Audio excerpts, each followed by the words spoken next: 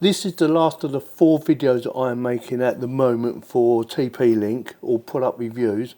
I said at the beginning I am doing 4 videos and this is the 4th one. So this is the last in the series and hopefully not the last of the last, just the last of this. Yeah, makes sense? I will stick links in the video description in case you want to watch any of the other previous videos on the TP-Link Tapo app software, hardware installs and stuff like that. But this is the last one at the moment. If I get any more product from TP-Link, I'll be quite happy to add them on to the TP-Link playlist. Yeah? Like I said, I will stick a link in the video description, a link at the end in case you want to watch it. Now this is a smart contact sensor and the way it works is designed to go onto doors. So if you open a door, you know, it can send off an alarm or not just an alarm, also it can also, you know, maybe not an alarm, maybe it may turn a light on. But if you've got a smart light, you can actually turn it on to a certain colour. So say for instance your back door's open or someone opens your back door, you could have a flashing red light. I can't actually show you that because I don't have a smart bulb for Tapo or for this bit of software, but it's a good idea. You can even set this up for a drawer, because I thought, a drawer? Yeah, apparently on a drawer, you can put it on a drawer. Say for instance you've got a drawer that you want to keep private, or you want to know when people are going in that drawer, you could have this set up so it sends you an information, either a text message or a light comes on or an alarm goes off, just by opening up a drawer. It's a good idea actually. So with that, let's get on with it. So we are going to do an unboxing. We're going to have a quick look around and we'll get the unboxing done. So you need the smart hub, you need the Tapo app, yeah. So you need the Tapo app, you need the smart hub for it to work. And what else? Motion, windows and doors. Oh yeah, you can use it on windows if it's a sliding window, of course. Automatic turns on the light when you can. See, I said light, didn't I? I didn't even read that bit. Notifies you when the fridge is open. Oh, I didn't even think about fridge. Freezer. I've got a fridge and a freezer in here, plus another one in there. That's my drinks fridge. I could do it on there. That's a good idea, Yorkie. Yeah, we will see. We will see. We will see where it will fit. Let's get it out. I'll shut up, shall I? Anything else in? No. Right. So we have. We'll have a quick guide. I'm taking it and it says like remove that. I'm not going to read all of it. I'm going to read the highlights if I need to. Quick start guide. Okay. This will be for activating it basically. Q code for downloading the Tapo app, whether it be App Store or the App Store or the Google Play Store, whatever it is. We have the 2 connections themselves. They're not active at the moment, but that's how they will work. What else got in there? Double-sided sticky, which we will be using. So one for the little one and one for the big one. Goes like that.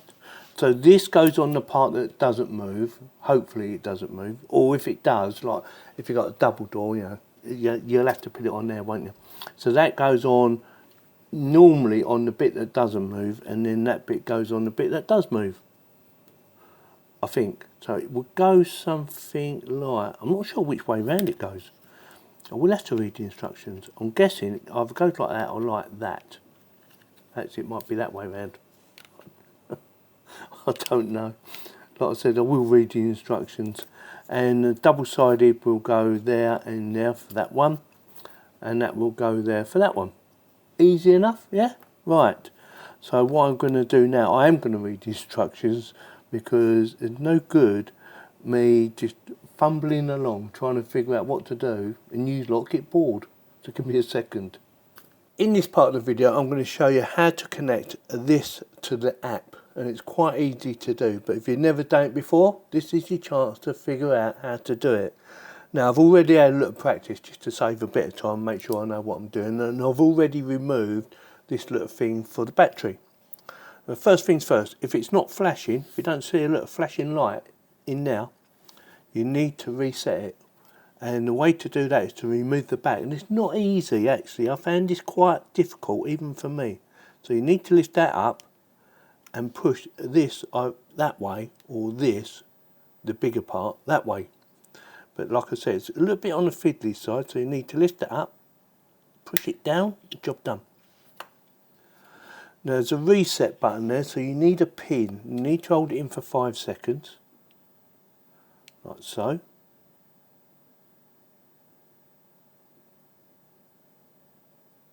And hopefully you should get a flashing light, which I have. If you don't, I would suggest you hold it down for longer, or remove the battery. And there's another reason you need to remove the battery. We'll get to that in a minute. To hit the plus button, and we want sensors. Oops, sorry, did it by mistake. Sensor, and we want the Tapo T110. This baby here. Click on that. Smart hub. Yeah, it's going in Yorkie's room. It's flashing. Yes, click on that. And it should take seconds, literally seconds. There you go, it's found it already, because it's right next to each other. I'm going to leave it as contact sensor, because that's what it is, and I'm leaving it in my room, and I'm leaving it as the icon of what it actually is for now. I might change that at a later date, but for now, leaving that alone. Check firmware update. Now, I have updated the firmware. Now, if you haven't, you will need to update. I recommend you should update the firmware. Once you've updated it and it's all working, it says it's all been done, you need to remove the battery. So you need a little screwdriver, a little Phillips screwdriver or Posi screwdriver, and you need to remove that battery for about, it says 5 seconds, but I found 7 seconds or 8 seconds was better, because when I've done it for 5 seconds, or it might have been 5, might have been 3, when I've done it anyway, it didn't work, but when I've done it for longer, it did work. So that is all done. And then all you need, so it says congratulations, click on, you know, where you need to put it, and it gives you a couple of ideas. I'm just going to press on done, put the cover back on. What way round did that go? I think it was that way, wasn't it? Yep. Push that back on, just slide it on. Should just lock in place, which it has. That's done. It comes with them double-sided stickers. It has the thick one and the thinner one. Now, I am using the thicker one actually on the other part, which I've already put on my door, because my door, or the frame for the door and the door, there's quite a big gap. And I thought, when they're not facing each other, they're like that, if that makes sense. You know, they're like that rather than like that. And I think to myself, oh, is that going to work? So that was another reason I needed to test it first. And yes, it does. So I'm going to put some double-sided that I have of my own, because I want the thinner stuff, with me scissors. So I'm using a thinner one, which is better for me. So to give a little cut there, and that's going to go in there, like so. And then a second cut for the other one. It also does say the batteries do last quite a long time. So I'm guessing maybe 1 to 2 years, because they're like watch batteries, and this doesn't use that much power, so it should last at least that long.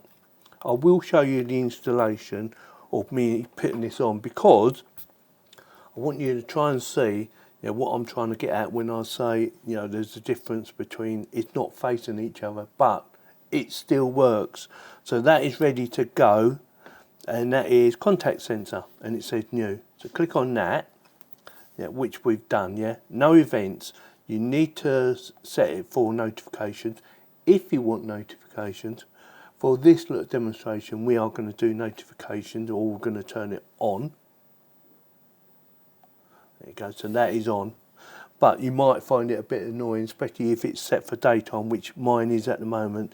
You can set it for night time, but we need to test it first, don't we? So I'm going to leave it on for now and go back, and we should, in theory, get some sort of notifications. Now then, let's go and do the installation, or actually connecting it to my door, and check to see if she works. Right, do you see what I mean? There's quite a big difference between height, because you've got this, which is probably about 20-25 mil, something like that difference, but it should work. So let's just remove this bit of plastic.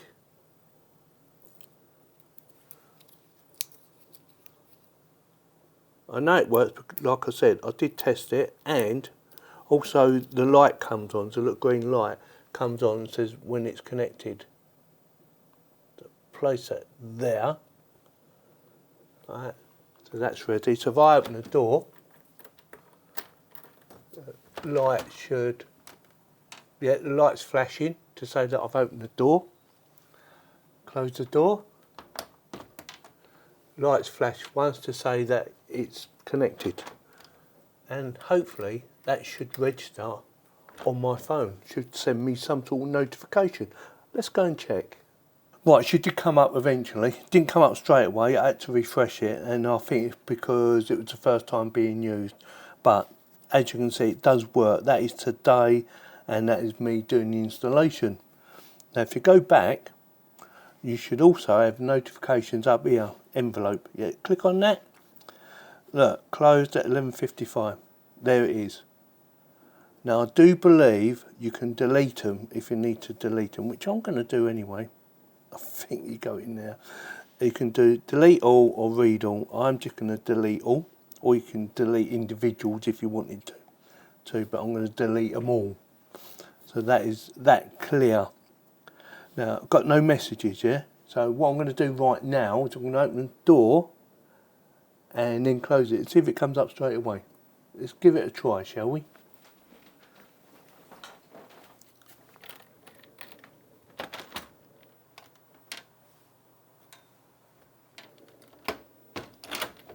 Voila, she come up straight away, didn't she?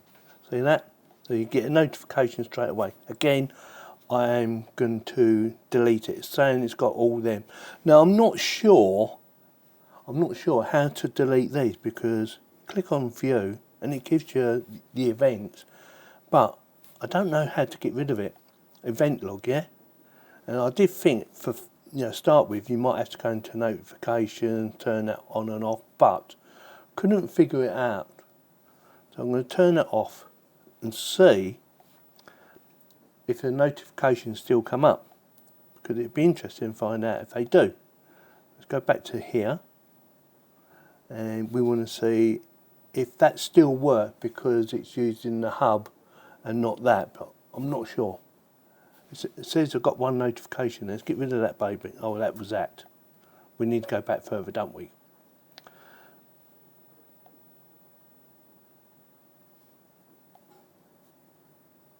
Delete all. Let's get rid of that baby. Done. No messages. Right, ready? Let's try it again. See what happens. It should say no notification. It shouldn't come up with anything, should it? But we're going to give it a try.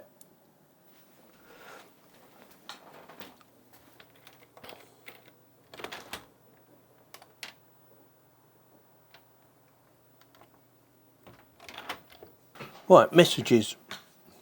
Messages? None. So we've got no messages. Right, so we know that part works. So let me turn that back on then.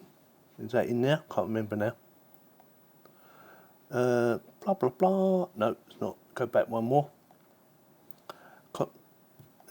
Contact sensor. See, it's still got them messages there. Like I said, I don't know how to get rid of them. But if you do, let me know in the comments. It would be interesting to find out. Also, if you like a video on how to use the software, again let me know and I will do a follow-up video just on the software, on how to use it or how to use most of it. Like I said, I don't know how to do the logs or how to delete the logs from the sensor itself. It seems to be on permanently. Also, I'd like to know how to turn it off without turning it off, if that makes sense. I've set it to activate at night time, and I think it's about 10 o'clock in the evening, but it's still recording movement because it's in this room. There must be a way somehow that I can control it so that only records when I want it to record, if that makes sense. If you know the answer to that, again let me know in the comments. Otherwise I will speak to TP Link and see if they know. I'm pretty sure they do, but you know, rather someone in the audience actually told me how to do it, so I had an itch. Apart from that, it was easy to set up. It's actually set up now. It's easy to set up. The software is fairly easy to use.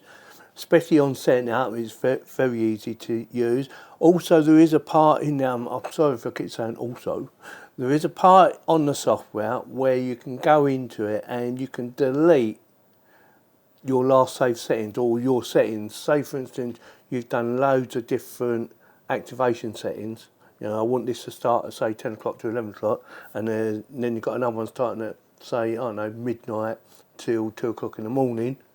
If you want to get rid of them, there is a way of going into there. It's in the software. It's quite easy to do. So you might be interested in that bit. Like I said, let me know in the comments, and I will try and make a fifth video, and that will be just looking around the software, giving you a bit more information and showing you around a bit more, because it does look a little bit on the complicated side, but it's quite easy on most of it. I just can't find how to delete the logs or how to turn it off so it doesn't record the logs when I don't want it to. So with that, if you like this video, give me a thumbs up. If you didn't, give me a thumbs down, and please subscribe. Thank you very much for watching.